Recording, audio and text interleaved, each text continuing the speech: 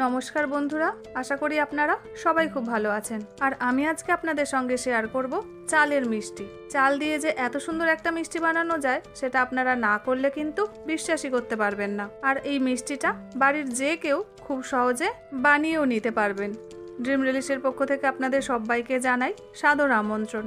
চলুন তাহলে রেসিপিটা শুরু করা যাক। চাল দিয়ে মিষ্টি বানানোর জন্য এখানে আমি 1 বাটি গোবিন্দভোগ চাল নিয়েছি। এবার এই চালটাকে ভেজে নেব। আর ভেজে নেওয়ার জন্য কড়াইতে দিয়ে দিলাম 1 চামচ ঘি।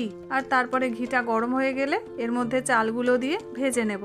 তবে চালগুলো ভাজার সময় গ্যাসের ফ্লেমটা কিন্তু একদম লোতে রেখে তবেই চালগুলোকে ভাজতে হবে। এই দেখুন, চালগুলো আমার ভাজাও হয়ে গেছে আর চালের কালারটা পুরো চেঞ্জ হয়ে গেছে। এবার এই চালগুলোকে একটা প্লেটের মধ্যে নামিয়ে নেব আর তারপরে খুব ভালো করে চালগুলোকে ঠান্ডা করে নেব।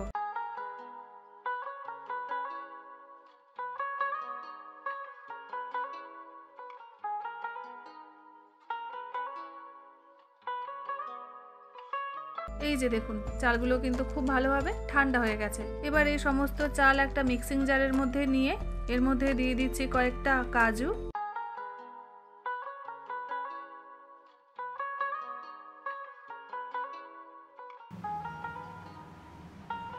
আর আমন্ড। তারপর সবকিছুকে গুঁড়ো করে নেব।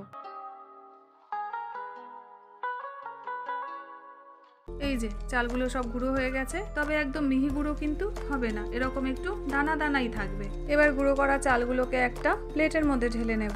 সন্দেশের কালারটা যেন খুব সুন্দর আসে সেই জন্য এখানে চিনির ক্যারামেল বানিয়ে নেব। আর ক্যারামেল বানিয়ে নেওয়ার জন্য একটা কড়াইয়ের মধ্যে নিয়ে নিচ্ছি 1 কাপ চিনি। এবার এর মধ্যে দিয়ে দিচ্ছি অল্প করে একটু, মানে ওই 2 চামচ মতন জল। তবে জলটা দেওয়ার সঙ্গে সঙ্গে কিন্তু চিনিতে কোনোভাবে হাত দেব না। যখন চিনিটা গলতে শুরু করবে তখন এইভাবে নাড়তে থাকবো।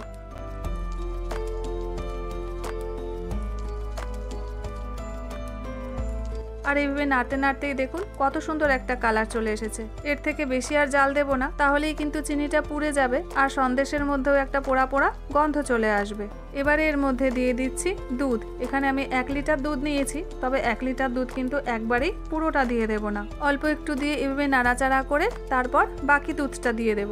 এখানে আমি গোবিন্দভোগ চাল নিয়েছিলাম 1 বাটি, আর 1 বাটি চালের জন্য দুধ লাগবে 1 লিটার। এই সন্দেশের জন্য যদি চাল আর দুধের পরিমাপটা ঠিকঠাক মতন হয় তাহলে কিন্তু সন্দেশটা খুব ভালোভাবে তৈরি হবে।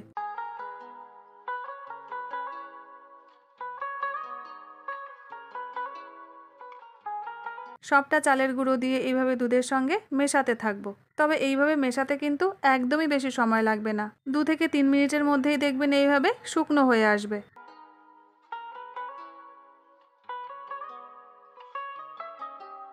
এই দেখুন, পুরো চালের গুঁড়োর সঙ্গে দুধটা খুব ভালো করে মিশেও গেছে আর চালের গুঁড়োটা একদম শুকনো হয়ে গেছে। এবার এই মিষ্টির টেস্টটা আরেকটু বাড়িয়ে নেওয়ার জন্য এর মধ্যে দিয়ে দিচ্ছি 1 চামচ ঘি। আর ঘিটা দিয়ে আরও একবার ভালোভাবে মিশিয়ে নেব।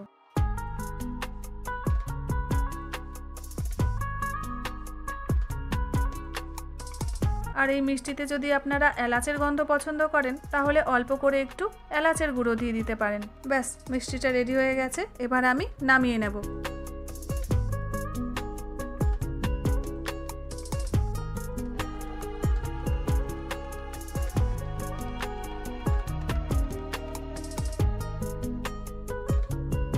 এরকম টিফিন বক্স তো আমাদের প্রত্যেকের বাড়িতেই থাকে, আর এই টিফিন বক্সের মধ্যেই আমি মিষ্টিটা বসাবো। তবে এরকম টিফিন বক্স ছাড়াও যে কোনো প্লাস্টিকের কৌটো, কেক মোল্ড কিংবা স্টিলের থালাতেও কিন্তু আপনারা মিষ্টিটা বানিয়ে নিতে পারেন। তবে মিশ্রণটা দেওয়ার আগে এই টিফিন বক্সের মধ্যে অল্প করে একটু ঘি দিয়ে ঘিটাকে ভালো করে ব্রাশ করে নেব। আর ঘি দিয়ে ব্রাশ করা হয়ে গেলে এই মিশ্রণটা দিয়ে খুন্তির সাহায্যে একটু চেপে চেপে দেব। পুরো মিশ্রণটা দেওয়া হয়ে গেলে ওপর থেকে সুন্দর করে সমান করে দেব।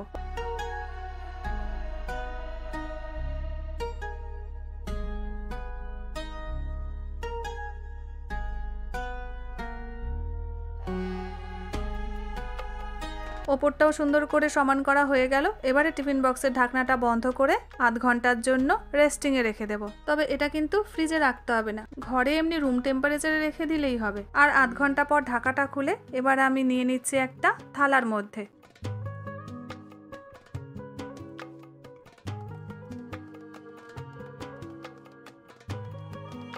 এই দেখুন কত সহজেই মিষ্টিটা বার করা গেল। এবার এই মিষ্টিটাকে আমি ছোট ছোট টুকরো করে কেটে নেব।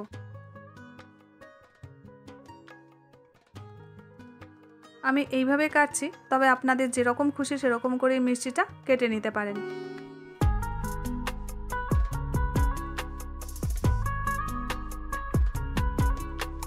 তাহলে দেখলেন তো বন্ধুরা, কোনো রকম ঝামেলা ছাড়াই আর অল্প কয়েকটা উপকরণে কি দারুণ একটা মিষ্টি বানিয়ে নেওয়া যায়। তাহলে বন্ধুরা, আপনারাও একবার বাড়িতে এইভাবে ট্রাই করুন, আশা করি নিশ্চয়ই ভালো লাগবে। আর যদি ভালো লেগে থাকে কমেন্ট সেকশানে আমাকে কিন্তু জানাতে ভুলবেন না। ভিডিওটা যদি ভালো লেগে থাকে লাইক শেয়ার সাবস্ক্রাইবের অনুরোধ রইল। আবার দেখা হচ্ছে আপনাদের সাথে একটা নতুন এপিসোডে নতুন একটা রেসিপি নিয়ে।